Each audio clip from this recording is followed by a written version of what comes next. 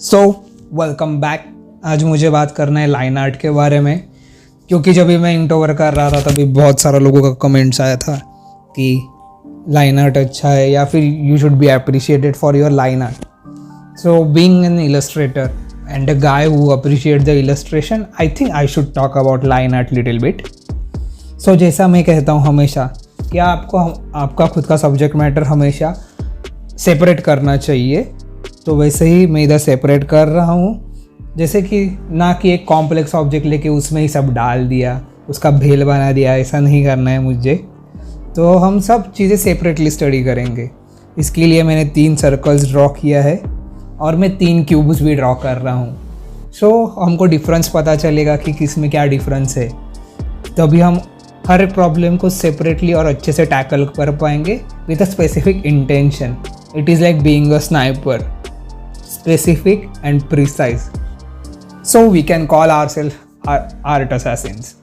हमको बिल्कुल निंजा जैसा बनना है, एकदम प्रिसाइज। हम अभी आउटपुट ओरिएंटेड बन रहे। एक्चुअली ऐसा नहीं रहता, पर जब भी आप स्टडी करते हो तभी आप एक स्पेसिफिक इंटेंशन के साथ स्टडी करना बहुत इंपॉर्टेंट है।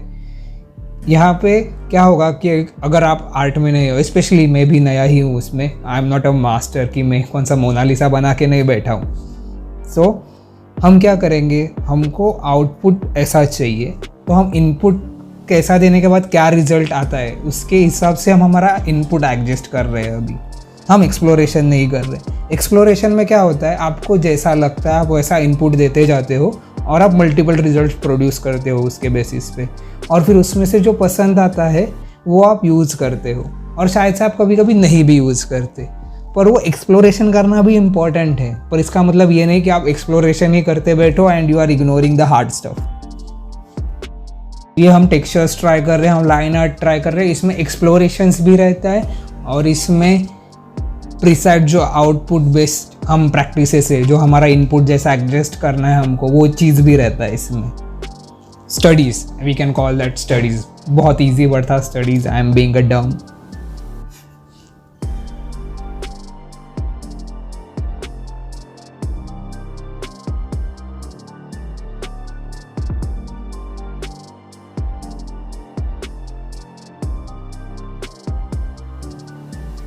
ब्रश पेन यूज़ कर रहा हूँ जो मेरा फेवरेट टूल है, पर शायद से वो इसके लिए एक्यूरेट नहीं था, क्योंकि इसमें मुझे बहुत प्रिसाइज होना था।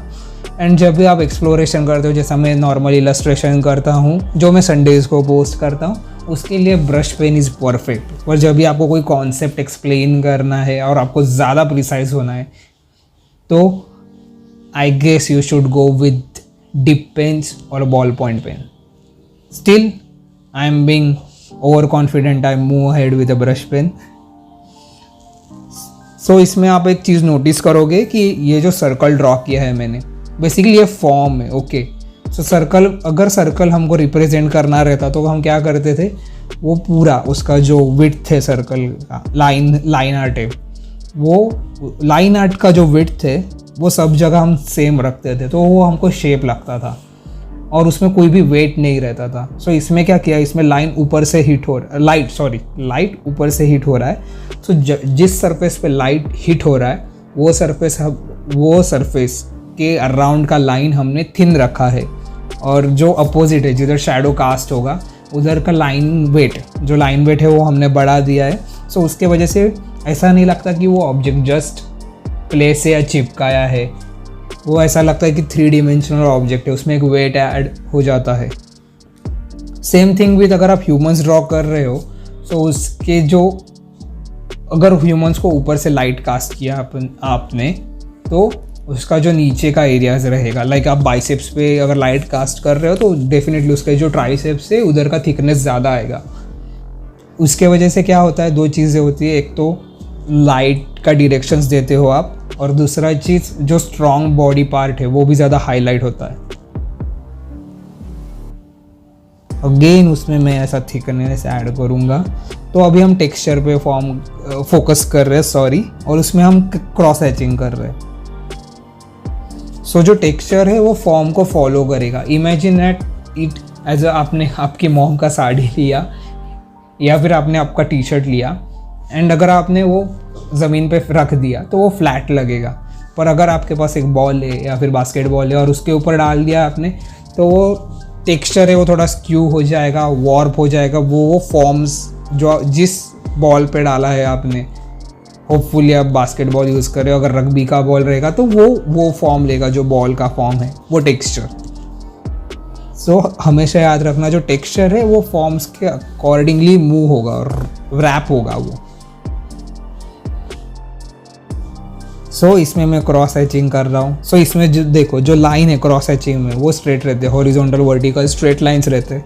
यहाँ पे स्ट्रेट लाइंस नहीं यूज़ कर रहा हूँ मैं, क्योंकि मुझे वो कर्वेचर दिखाना है फॉर्म का, वो डिफाइन करना है, इसीलिए वो लाइन से वो भी एक कर्व्स में जा रहा है आगे।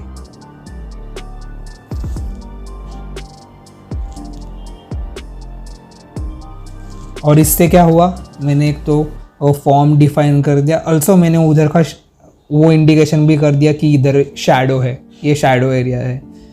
तो जब पहले क्या था, सिर्फ हम लाइन वेट से डिसाइड कर रहे थे कि शैडो में कौन से और लाइट में कौन सा पार्ट है ऑब्जेक्ट का। अभी हम वो चीज़ कर रहे हैं, साथ में हम टेक्सचर भी ऐड कर दिया उसमें हमने। So that's what I am talking about, कि आपका आउटपुट के हिसाब से आपको जो आउटपुट चाहिए उसके वजह से आप इनपुट एडजस्ट करते रहते हो। सो अभी हमको पता चला कि सिर्फ हम लाइन आर्ट के साथ खेलेंगे कौन से भी ड्राइंग में, तो हमको जो फर्स्ट सर्कल ड्रॉ किया है, जो फर्स्ट स्फीयर ड्रॉ किया है मैंने, उसके हिसाब से आउटपुट मिलेगा। अगर हम लाइन आर्ट और टेक्सचर के साथ खेलते हैं तो हमको ये सैम्पल है उसका सेकंड वाला, वैसा हमको आउटपुट मिलेगा। सो अभी थर्ड सर्कल में मैं जो हमेशा ड्रॉ करता हूँ, जो मेरा फेवरेट बहुत दिल के करीब टेक्सचर है, बहुत जिगरी टेक्सचर है मेरा, वो मैं ड्रॉ करने वाला हूँ। जो मैं फ्लैट सरफेस पे अलग ड्रॉ करता हूँ, जो आप क्यूब में नोटिस कर पाओगे जब भी हम क्यूब पे जाएंगे तभी। अगेन उसका नीचे का जो पोर्शन है उसमें थिक लाइंस ऐड कर दिया है मैंने। ये ऐसा ही रहता है ड्राइंग का प्रोसेस। बहुत सारे लोगों को उसको फैंटासाइज करते हैं कि आपको अचानक से एक स्पार्क आएगा और आप उठोगे एक दिन और आप पूरा पेंटिंग कर दोगे। और हमेशा आप मोटिवेटेड रहना चाहिए ड्राइंग करने के लिए। अगर आप मोटिवेटेड नहीं हो तो you can not call your self a true artist. नहीं, बहुत लेंदी प्रोसेस रहता है और बहुत सी बहुत बोरिंग भी हो जाता है। बहुत सारा पार्ट रहेगा जो आपको काफ़ी इंटरेस्टिंग लगेगा एंड बहुत सारा पार्ट रहेगा जो आपको काफ़ी बोरिंग लगेगा। सो ये प्रोसेस में मैं और एक चीज़ नोटिस करोगे आप, तो मैं जो लाइटिंग है वो भी कांस्टेंट रख रहा हूँ। अगर आप हर एक ऑब्जेक्ट में उसका लाइटिंग चेंज करोगे और आप लाइन आर्ट पे फोकस कर रहे हो अलग अलग टेक्सचर्स के साथ, तो आपको वो रिजल्ट का आउटपुट नहीं कंपेयर कर पाओगे एक दूसरे के साथ। अगर आप लाइटिंग के ऊपर फोकस करना है तो उसे आप लाइटिंग और शेडिंग के ऊपर ही फोकस करो स्फीयर्स ड्रॉ करके। सो ये मेरा फेवरेट टेक्सचर है जो मैं मेटल या फिर कोई दूसरा रस्टी जो पैनल है कार का, उसको डिफाइन करने के लिए यूज़ करता हूँ। एंड ऑल्सो अगर आपको कोई और टेक्सचर मिल रहा है तो डू दैट ऑल्सो। ऐसा नहीं कि मैं ये आउटपुट चाहिए मुझे तो मैं इससे ही रेस्ट्रिक्शन करूँगा, खुद को रेस्ट्रिक्ट करूँगा। नहीं, अगर आपको कोई दूसरा टेक्सचर पसंद आ रहा है तो वो भी ट्राई करो उस आपके स्टडीज़ में। पर इसका मतलब ये नहीं कि आप एक्सप्लोर ही करते बैठो और स्टडीज़ भूल जाओ।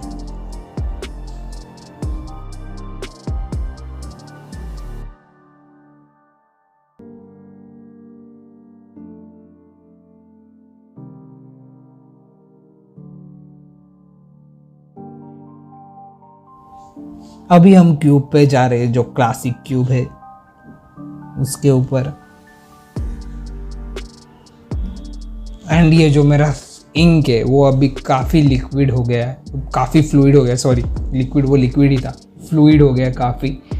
सो इसके वजह से that's gonna रूइन my drawing from now. Again हमने जो नीचे का पार्ट है वो थिक कर दिया। इसमें अगेन नोटिस कि जब भी हम क्यूब को इंक कर रहे हैं तो उसके अंदर के जो लाइन्स है, जो लाइन्स आएंगे वो हम पूरा एंड तक ड्रॉ नहीं कर रहे। सो इससे क्या होगा, हमने जो उसका शिल आउट है उसको ज़्यादा इंपॉर्टेंस दिया, वो ज़्यादा डिफाइनिंग लाइन है as compared to the background. अगर वो क्यूब को आपको आगे रखना है तो उसका जो शिल आउट है वो डिफाइनिंग लाइन है, और उसके अंदर का जो लाइन है वो सेकेंडरी लाइन्स है, वो भी इम्पॉर्टेंट है। पर अगर उधर वो लाइन्स नहीं भी रहेंगे तो भी आप जस्ट बाय उसका जो शेप है उससे आपको पता चल जाएगा कि वो क्यूब है। फिर सेकेंडरी इन्फॉर्मेशन क्या आता है कि अंदर का लाइन्स, तो आप नोटिस कर पाओगे कि उसका एजेस कैसा जा रहा है डायरेक्शन में। सो वो भी इम्पोर्टेंट है कि आप प्राइमरी क्या रख रहे हो। हमारा प्राइमरी स्पीयर है तो उसके लाइन का थिकनेस और थिननेस ज़्यादा ड्रास्टिक रहना चाहिए और ज़्यादा डिफाइनिंग रहना चाहिए, उसके लाइन चिल आउट से ज़्यादा बोल्ड रहने चाहिए एज़ कम्पेयर टू अंदर का। अगर आप अंदर का जो टेक्सचर है उसका लाइन विड्थ और जो चिल आउट है, जो सर्कल या क्यूब जो हम बना रहे उसका जो लाइन विड्थ है, लाइन वेट है, वो हमने अगर सेम रख दिया तो हमारा आई है वो कंफ्यूज हो जाएगा। इट इज़ लाइक वो दो लाइन्स एक दूसरे के साथ compete कर रही है अटेंशन के लिए।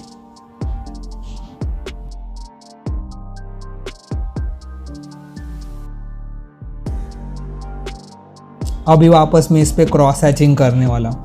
अभी आपको आइडिया आ जाएगा कि जब भी हम क्रॉस हैचिंग या फिर टेक्सचर्स कैसे फॉर्म्स के वजह से चेंज होते हैं। सो मैंने लाइटिंग वैसा ही रखा ऊपर से।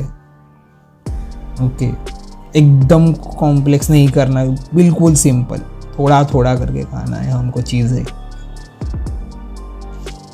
सो अभी जो क्रॉस हैचिंग में रहता है, जो straight vertical and horizontal lines जो रहती है जो स्ट्रेट से, वो स्ट्रेट आएंगे। अभी इसमें कर्व नहीं डालूंगा मैं, क्योंकि जो फॉर्म ही कर्व नहीं है तो उसके अराउंड जो टेक्सचर रैप हो रहा है वो भी राउंड नहीं रहेगा। तो इसमें आप वर्टिकल और हॉरिजॉन्टल लाइन ड्रॉ कर सकते हो। आप फॉर्म्स को फॉलो करो, आपका टेक्सचर आपके फॉर्म्स को फॉलो करे, इतना सिंपल है, that's it.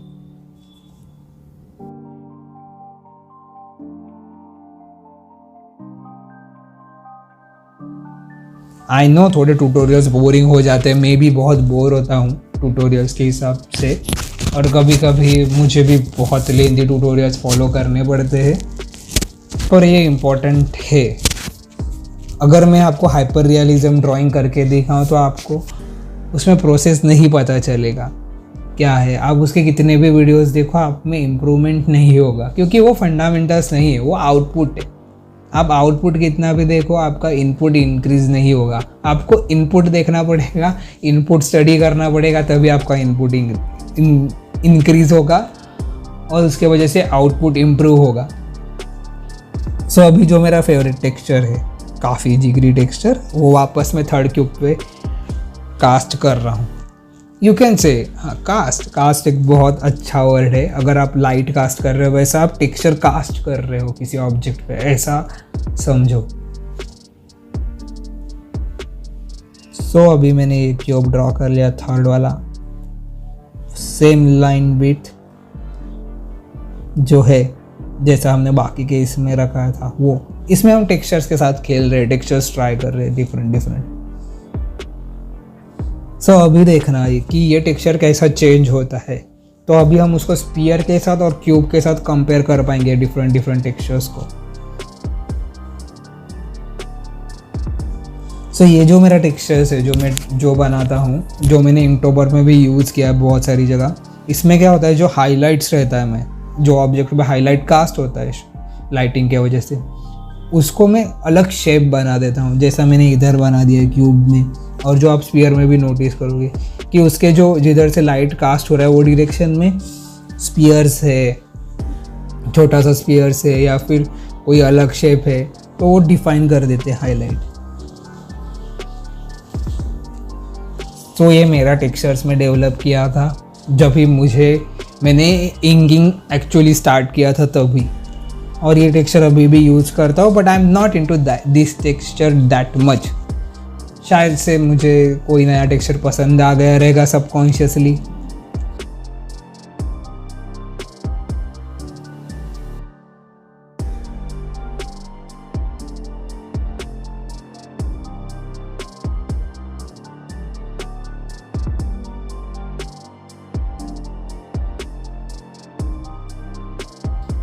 Thanks for watching video.